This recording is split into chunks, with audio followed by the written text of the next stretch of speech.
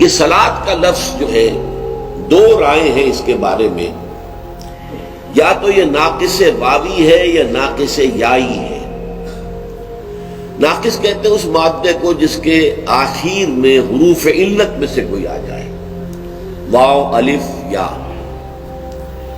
اگر یہ ناقص واوی ہے، صاد لام واو، صلوات جب آیا تو معلوم ہوا کہ یہ واو کے ساتھ ہے۔ اس کا مفہوم ہوتا ہے کسی کی طرح متوجہ ہونا۔ اب یہ توجہ جو ہے دو رخ کی ہوتی ہے، اپنے سے بڑے کی طرف تعظیم کے ساتھ، ادب کے ساتھ، اور اپنے سے چھوٹے کی طرف شفقت کے ساتھ، رحمت کے ساتھ۔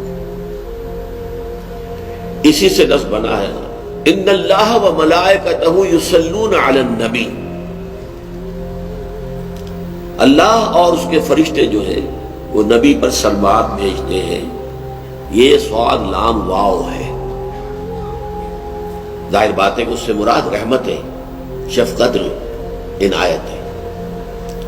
اور یہ معاملہ صرف نبی کا نہیں ہے، یہ بھی نوٹ کر لیجئے۔ ہمارے ہاں کیونکہ بہرحال حضور کی شان میں یہ الفاظ اس طریقے سے آئے ہیں تو وہ تو بہت عام ہے۔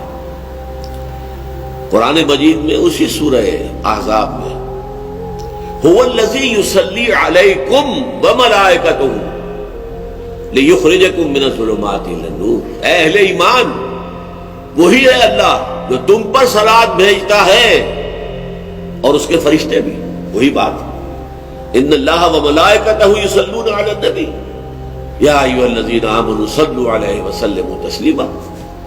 هو الذی یصلی علیکم وملائکتہ لیخرجکم من الظلمات الی النور، وہی ہے اللہ جو تم پر صلوات بھیجتا ہے اور اس کے فرشتے بھی، تاکہ تمہیں اندھیروں سے نکال کر روشنی میں لے آئے۔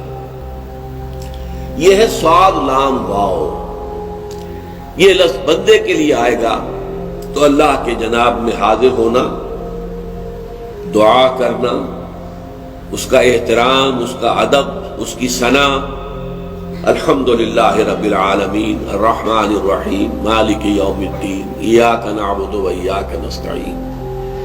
یہی وجہ ہے کہ اسی کو صلاۃ کہا گیا ہے حدیث میں۔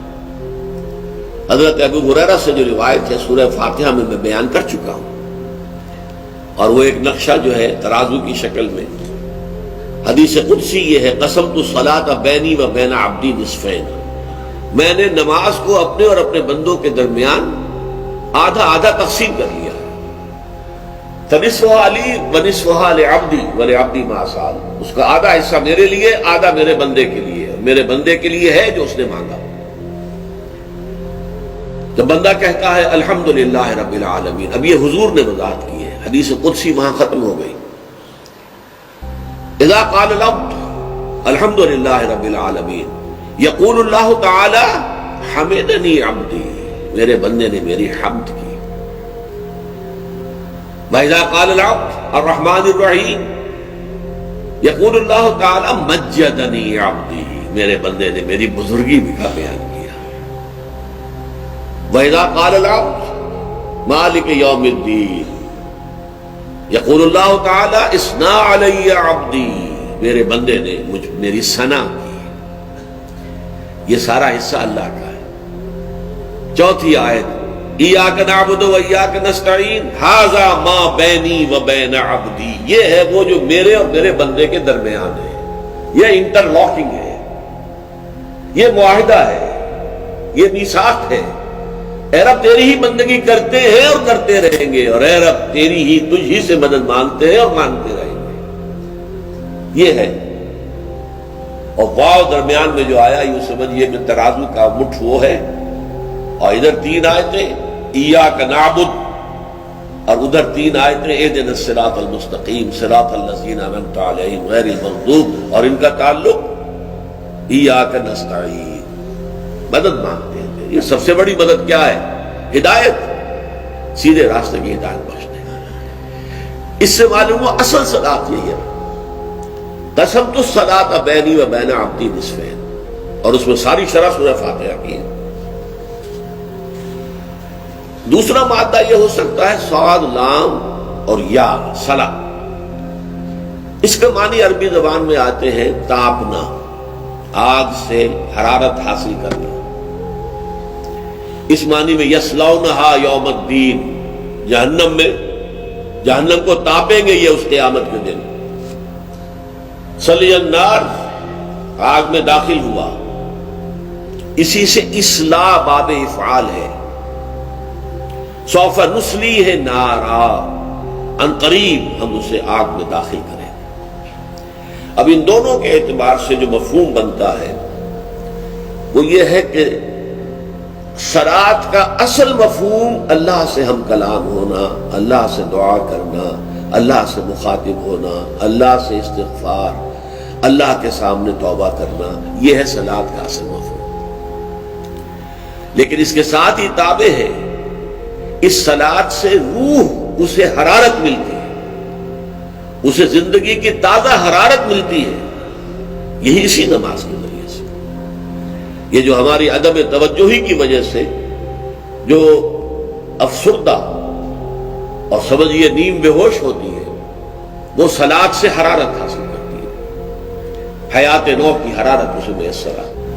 کام نکال لے گئے، اپنی حقیقت کو برآمد کر کے پروان چڑھا لیا ان اہل ایمان نے جو اپنی نمازوں میں خشوع سے کام لیتے ہیں، جھک جاتے ہیں، ان کا دل بھی جھک رہا ہوتا ہے، ان کا وجود بھی جھک رہا ہے، وہ رکوع میں گئے ہیں تو جھک، چلے گئے ہیں سجدے میں گر گئے ہیں، جھکنے کی انتہا ہے پروسٹریشن۔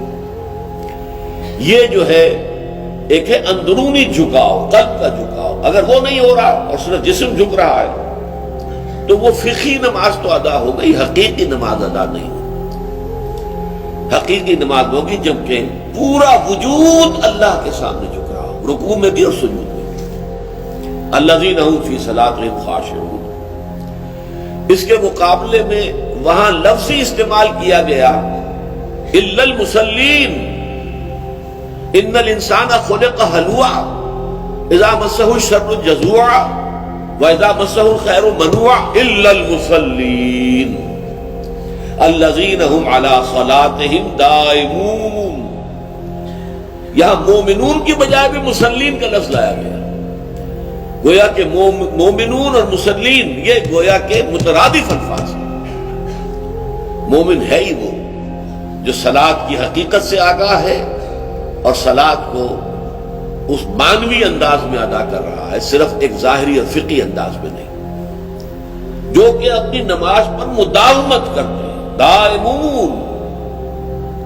اب دیکھیں یہ نماز کی دو صفتیں آ گئی ایک دوسرے کے مقابل میں۔ ایک صفت نماز کی باطنی صفت ہے، خشوع، جھکاؤ، وہ جھکاؤ رکوع اور سجود کے ساتھ ساتھ پورے وجود کا، آپ کی اصل خود ہی جھک جانی چاہیے اللہ کے سامنے۔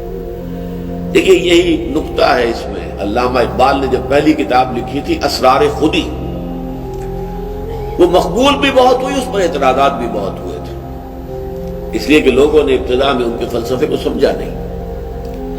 دوسری کتاب لکھی رموز بے خودی، بے خودی، ابھی الٹی بات ہو رہی ہے۔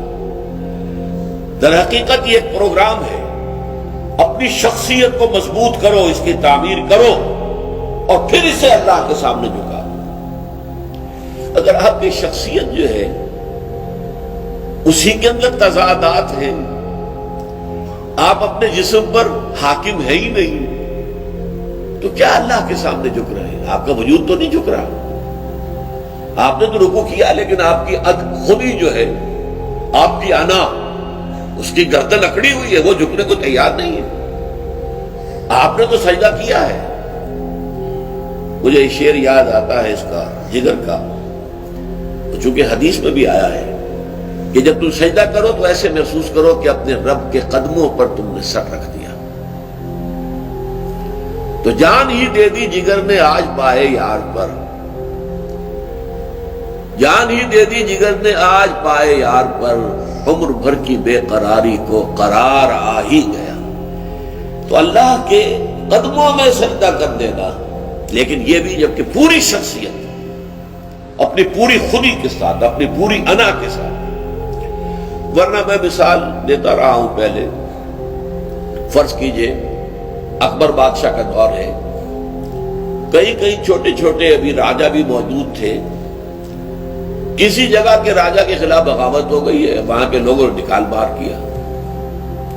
اب وہ آیا اکبر کے دربار میں اور یہاں وہ سر تسلیم خم کر رہا ہے، تو اس کی کیا حیثیت ہے؟